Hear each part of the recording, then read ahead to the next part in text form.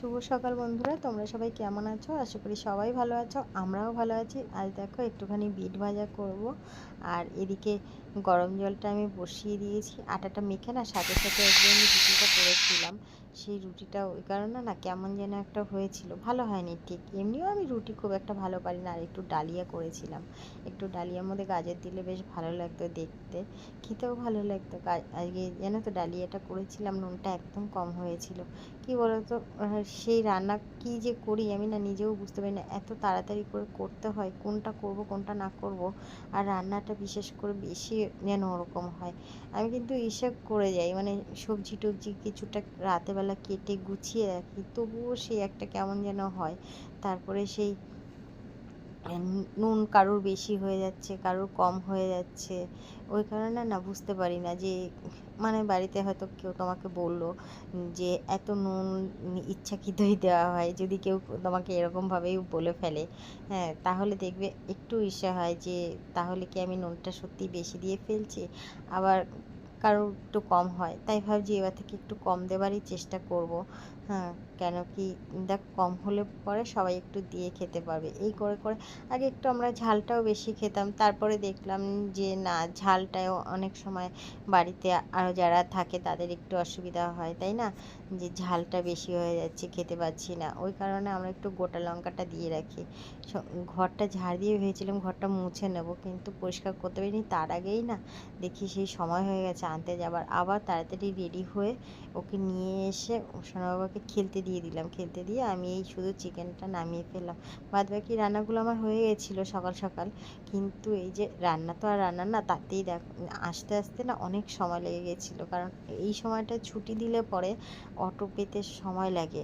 অনেকটা লাইনে দাঁড়িয়েছিলাম, আর রোদের মধ্যে তো ওরও ভালো লাগছিল না। শুধু মানে সেই জিদ করছে, মামা মামি এখানে এইটা দাও, ওইটা দাও, এই জল দাও, এই ব্যাগ থেকে এইটা বার করো, সেইটা করো, মানে রাগ হয়ে যাচ্ছে। বুঝতে পারছি যে ওর ভালো লাগছে না গরমের মধ্যে দাঁড়িয়ে থাকতে অটো স্ট্যান্ডে লাইনে, কিন্তু কিছু করার নেই। তারপরে তো বাড়িতে আসলাম, এসে তো দেখি চতুর্দিকে সব ছড়ানো থাকে না। হ্যাঁ, সেই জামা কাপড়ও সকালবেলা আমি কাচতে পারিনি, আজকে শুধু ভিজিয়েই রেখেছিলাম। আর জানো তো অনেক বেশ কিছুদিন হয়েছে, এটা আমার বিয়ের আগেও হতো, মানে অনেক সার্ফ সাবান ঘাঁটলে পরে না হাতটা খুব জ্বালা করে। তারপরে তো আর এই গরমের মধ্যে লঙ্কাটা যদি বাটতে হয় তাহলে তো হয়েই গেল। যাই হোক, সেটা নিয়ে ভাবলে তো আর হবে না। ওটাকে যত তুমি ভাববে তত বেশি ভাবাবে তোমাকে, আর ততই জ্বালা করবে হাতটা। তারপরে আবার এইগুলো দেখো, এই থার্মোকলগুলো ছিঁড়ে ছিঁড়ে ছিঁড়ে ছিঁড়ে সারা বাড়ি করেছে। সোনাবাই খেলছিল, ওই খেলতে খেলতে ওই করে। তারপরে অনেক দিন থেকে এই জায়গাটা একটু পরিষ্কার করা হয় না ঠিক করে, তাই ভাবলাম আজ একটু ভালো করে পরিষ্কার করে ফেলি। কেননা সে কালকেও তো আবার সেই সময় হবে না।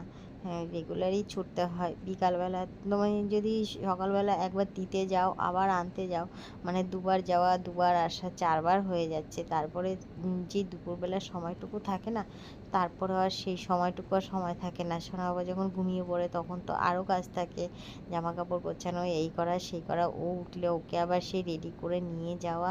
এই বাইরে বেরোলে না ঘরের আর কিছু হয় না কাজ কর্ম। কিন্তু কি করা যাবে, যারা দেখবে বসে থাকছে বা কিছু করছে, তারা না ভাবে কি বলো তো, সবাই মনে হয় আমার মতো বসে থাকছে। যারা দেখবে কষ্ট করে কোনো কাজ করে, হ্যাঁ, তারা হয়তো বোঝে যে না, কাজ সবাই কাজ করছে বা তাদের কাজে কষ্ট হচ্ছে। আর দেখবে তুমি যদি বসে আরাম করো, তাহলে তোমার মনে হবে কি সবাই হয়তো আরাম করছে, সবার টাইমটাই হয়তো এমনি এমনি কেটে যাচ্ছে। কিন্তু কে কাকে বোঝাবে? যাই হোক, ওগুলো আর এমনি বললাম আমি, এটা মানে বলার কিছু নেই। হ্যাঁ, সেটা নিয়ে আর ভাবিও না, কিছুও না যে কে কী ভাবলো বা কে কী বললো। সে তো মানুষে অনেক কিছুই ভাববে বা অনেক কিছুই বলবে, সেটা নিয়ে তো আর কোনো কথাই নেই। এই স্নান দান করে এসে তারপরে ওকে আমি পড়তে দিয়েছিলাম। আর জানো তো এখন নিজে নিজে না পড়তে ভীষণ ভালোবাসে, কেন কি জানি কি হয়েছে। হ্যাঁ, দেখি একা একাই বলবে আমি এখন কি করব, আমি এখন কোনটা করব, এমনি করে বলতে থাকে। আমি যাক বাবা, হয়তো একদিক থেকে একটু শান্তি হচ্ছে। হ্যাঁ, দেখবে বাচ্চারা যদি নিজে নিজে পড়তে চায়, যেন ভুলভাল পড়লেও যেন ভালো লাগে যে না, নিজে থেকে বসেছে। ওই বসালে তবে বসবে। আর এখন আবার একটু নেশা হয়েছে কি, ওই যে সব ফ্রেন্ডরা ঘুরতে যাবে, মানে চল আমরা একটু বেরোবো, ওইটা মানে একটা ইসে হয়েছে যে হ্যাঁ আমি ভালো পড়াশোনা করলে সবাই আমার ফ্রেন্ড হবে, সবাই আমাকে হাত ধরবে, হাত ধরে স্কুল থেকে বেরোবে। উম, এই একটা ইসে হয়েছে, কেন কি জানি নিজে থেকেই হয়ে গেছে। আমি যখন জামা কাপড় রাখতে এসেছি দেখি একা একা পড়ছে, আবার যেন তো খালি গায়ে ছিল তো, আমাকে বলছে মাম্মাম ক্যামেরাটা অন করো না। হুম, কিন্তু এমনি নিজেই ঘুরে বেড়াবে কখনো, আবার আমাকে ওইভাবে বলছে। আমি বলছি ঠিক আছে তাহলে তোমার দিকে আর ক্যামেরাটা আনছি না। এসে দেখি লিক ছিল। তারপরে আমি জামা কাপড়গুলো সব মেলে দিয়ে খাওয়া দাওয়া করে নিলাম। ওকে খেতে দিলাম, নিজেও খেয়ে নিলাম। ভেবেছিলাম একটু খাওয়া দাওয়ার পরে একটুখানি বসবো বা শোবো, কিন্তু কি বলতো সময়টা আর হলো না গো।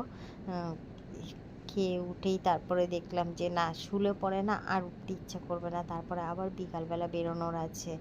এই ঘর বাইরে এইগুলো করতে করতেই সময় চলে যায়। যাই হোক, একটা সময় তোমার হাতে থাকবে যখন তুমি বসে থাকবে তখনও ভালো লাগবে না। হ্যাঁ, যাই খাওয়া দাওয়া করে নিয়ে তারপরে চলে গেলাম